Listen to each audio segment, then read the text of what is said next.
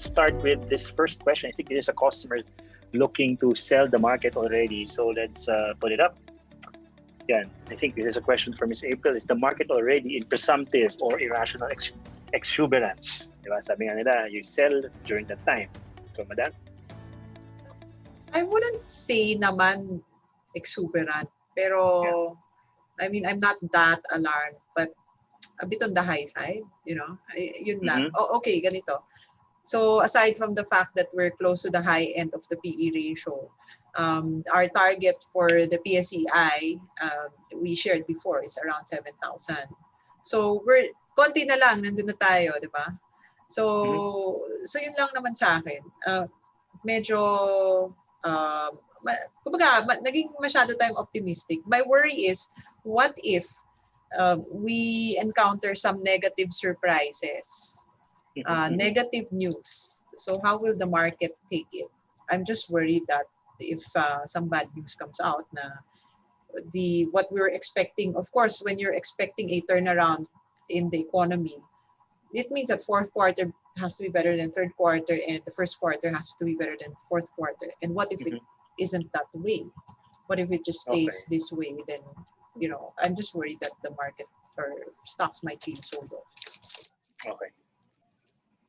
So, Juanis, do you want to add? No, it's okay. I'll just let you know when I need to say something. April said okay, sir. Sige. All right. Okay, next question, ma'am. I think this is quite relevant because we are in the most closely contested elections in the US, ma'am. And a couple of our customers are asking about the impact of possible, you know, I think the market is expecting a Joe Biden win in the US, but parang hindi pa yata masyado. So what would it mean for us, at least the Philippine markets, if Mr. Biden wins? Or in this case, yeah. Yeah, ako hindi ko masyadong alam. Actually, I read some mga discussions lang on which markets will benefit. Medyo nakaka-confuse din. Kasi I think in terms of Asia lang, the attractiveness of the Philippines has just gone up in Asia relative to, say, a Trump win. Kasi if Trump wins, what will happen is the shift of the manufacturing capacity from China into other ASEAN countries like Vietnam would continue, and maybe with the Joe Biden win, matigil yon. So kung ganon, the relative attractiveness, parang mas gumaganda yung Philippines. Parang ganon lang naintindihan ko. But yeah, but in general, I don't know, maybe there could be a shift na to emerging markets because, say, in the US, I think one of the platforms of Joe Biden is that he will increase taxes. So it might not be good for Americans. Yes. And I think on a general basis, si Trump medyo pro-US and si Biden medyo pro-global. Okay. Ma'am, I think another question for you specifically is, for April, with the market sentiment improving, you know, what would you buy, growth or value stocks? Well, clearly there's a shift towards value.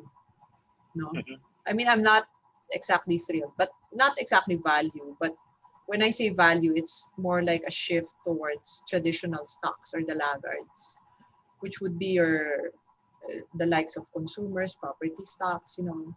And banks. So in the short term, kung ganyan yung fund flows, why not, diba? Kasi I think what is happening is, of course, we have or if you would call the defensive issues your growth issues, after going up a lot, I mean, in a way, it's been a crowded trade and people made a lot of money. They're probably taking profits there. So now they're going to the cheaper stocks, which is your, say, you know, property banks. But then my view is, you know, that, kung hindi naman sila mura, bet ko pa sila bibilhin, di ba? Because they continue to face risk. Okay. All right, sir. So, Juanis, I think this is a question for you. Is there any way to look at the PSEi through the eyes of Mr. Elliott? Or well, if you talk about the Philippines, we're coming off major bottoms, so I think we're still early in the fact that we're coming towards hopefully a wave one. Now, remember, COVID disrupted a lot of things. So I think in that particular prospect that we might have to be able to gradually cascade out of it. So I think this is like a wave one scenario. And normally this takes a while to be able to turn our way from. So I hope that helps, because that means that we've seen the bottom of the situation, and I guess it's all up from here, but on a staircase type of movement. Okay. Miss April, are there signs that the foreigners are already coming back, or at least in a solid basis? Can we say that they are coming back? You know what, Ed? They only came back yesterday. To tell you honestly, they have not been coming back on a with conviction, no. Sa totoo lang. And we actually do have some foreign institutional clients, and they still complain the market is too expensive. and you know, the story is, well, not compelling. So yeah, I think unfortunately our market is so small na you know, maybe those who are coming back in because of portfolio. It's part of the index, part of the MSCI, you know, which is why we're seeing stocks that are still expensive going up, because they just need to buy it, and they don't really know what's in it or who those companies are. They just buy it. Interestingly, Miss April, we've conducted a study on net foreign flows. So we conducted, we looked at saan ba pumupunta yung foreign na yan, yung foreign volumes na yan. So it appears that majority are just considering large caps, index issues, and so yun lang yung may konting impact. All right. So ito, some questions specific to an industry. I think one of our customers is trying to understand, what is your outlook in the mining industry? Will this trend, I don't know. Yeah, I think one of the benefits though of, well, the turnaround of, or at least the bottoming out of the global economy because of COVID is commodity prices have recovered. And then the excitement in the country over mining stocks, of course, improved because of, earlier on there was a lot of excitement over electronic vehicles being promoted in China, diba? And all over the world, so it's clean energy, etc.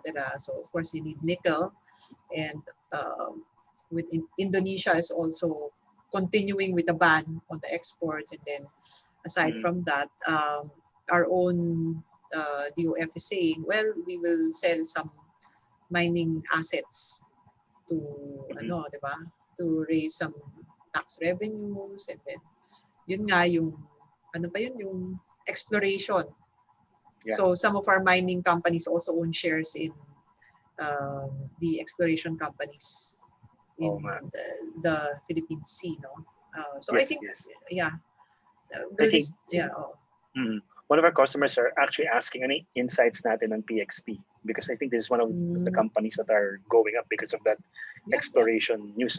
It owns one of the areas, exploration areas.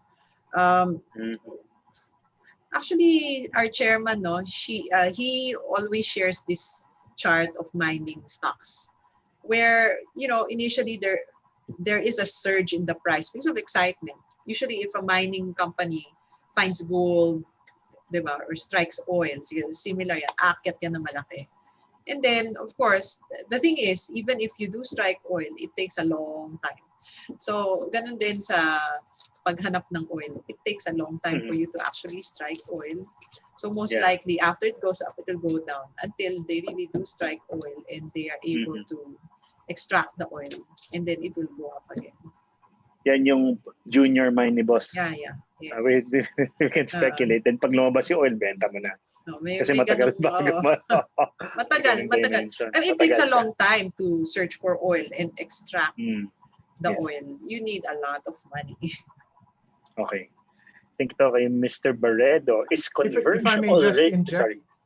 Go ahead, with sir. PXP, I am seeing some slowdown in momentum on that stock. So you might have to prepare that, might need to consolidate or correct first before that resuscitates itself. And it looks like some divergence as well. So just be careful then. Interesting. All right. So, sir, is Converge already done consolidating? Is it now a buy? I don't think so. I mean, I don't think it's done consolidating, but remember, along an IPO path, there is some volatility that comes in. So if you're going to take the guise of every time it dips and you try to buy the rally, you can do that. You can trade it.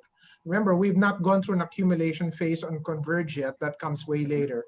So if you're looking at that, if you look at the way Merrimark did their movement, remember there was an up and down first, then a big decline, and then a rally, then a sideways move. We have not seen that yet in Converge. So if that's what you mean, is it time to buy after accumulation? Wala pa, hindi pa yung nangyayari yun. Okay, sige sir. All right. Ms. April, since both issues are cheap, right, ano mas maganda bilhin? Metrobank or GTCAP? Bawal yung both. Joke. Sige ma'am. Go ahead. Well, I think, sige, ganito na lang. I mean, if you look at the historical track record, it seems that sentiment has been much better on GT Capital. I guess because, Toyota has delivered a lot more exciting numbers than, Metrobank. Because Metrobank, is just a very conservatively run bank. And I don't know, maybe investors kasi have been a little bit disappointed in the performance of Metrobank in the past. So maybe if they're going to come in now, they would pick GTCAP more than Metrobank. Kasi at least, diba, the numbers of Toyota have been very exciting, diba? So I think it's also much more cheaper and diversified ka pa in different businesses. Yeah. Next question, ma'am. I think this is for you. And I think I know who asked this. What is your view on cement stocks like CHP, HLCM, and Eagle? Cement stocks, well, actually, medyo mahirap eh. Well, the problem is, I think may issue yata sila on the pricing. I think they've been talking about reducing the prices. Will they benefit from construction? Yeah, definitely. I think so. The government is pushing for more infrastructure. And well, CHP, well, admittedly, it's cheap. All of them are cheap. But our worry about CHP, of course, is the governance issue about the company. Kung ganun yung situation, we'd rather not buy it, So yun, it's more of that. But the earnings have been good naman this third quarter. Governance issue on CHP? Yeah, because, remember before, okay, ganito na lang. CHP kasi is owned by a Mexican, diba? Yeah, Cemex. The Mexican Cemex. Yeah. So Cemex charges very high levels of royalties on CHP. Okay, and aside from that, remember when CHP was having funding issues last year, you know what the Mexicans did? They lent CHP US dollars with interest rates that are higher than peso denominated loans. Okay, and that's in US dollars. Okay, and then, okay, that's your subsidiary. Why are you lending them at a very high rate? So why don't you reduce royalties? But if you ask them, of course they will answer, we're independent. We have to act as if our subsidiary is a separate company, and transactions have to be done in arm's length. Okay, so parang ang sama ang dating parang ginagatasan yung CHP. They don't really care about the company. So it really is very disappointing. I mean, I don't want to buy a stock where the principals act that way, where it seems like they don't really care about, minority shareholders. It's only them that they care about. So that's my issue about it. Kawawa naman pala yung kilala ko. Yung mga minorities lang. And actually, if you compare the operations of, say, CHP and Eagle na lang. Okay, CHP kasi, the issue about it is okay, if I'm a parent company and I'm milking my company dry, I have no incentive to invest in the best technology to make it efficient because I need my cash dividends. So when Eagle listed, medyo yun ang napatunay kasi yung mga margins nga nila is malayo. Kasi Eagle, of course, is owned by the family of RSA. Therefore, they want to make it very efficient. So they're more up-to-date with technology, etc. Whereas the other company, pag nag-invest tayo dyan, di nawalan tayo ng cash dividend. So you just try to milk it for as much as you can, di ba? So yun ang nangyayari between the two of them. And of course, CHP pays royalties to the parent na mataas and Eagle does not have to pay. Which is why if you look at the P of the two stocks, the P of Eagle is much higher because the investors recognize this. Okay. All right. So, another question, Ms. April, about the scenario on a second wave. Kasi kanina na-mention ni Sir Juanis that in Europe, there's a resurgence of COVID, no? So, what is your take if we go through another period of, more intensive lockdowns? What's the scenario going to be like? Definitely very negative. I mean, I think you can look at the chart of, yun nga, Juanis shared the chart of the German market, how it fell again after the second wave, diba? And then they had to lock down. So most likely, if that happens to us again, then of course. All right. We're down to our last two questions. So being here in the market for the longest time, guys, do you think, what are your thoughts on a Santa Claus rally this year? Is Santa going to buy or sell? Juanis. We have an early Christmas. I know. We've already been buying, and these markets have been moving. So I hope that it lasts a little longer, and maybe it can take a little bit of a pause closer to that period, because we're in November. After this, we'll probably have like I said, a consolidation. So we might have a little bit quietness towards there. I hope it's New Year positioning might be a better thing to wait for. April? Yes, ako, syempre, ako hopeful. I mean, but for me, I think, I would agree at least, clearly the worst is over.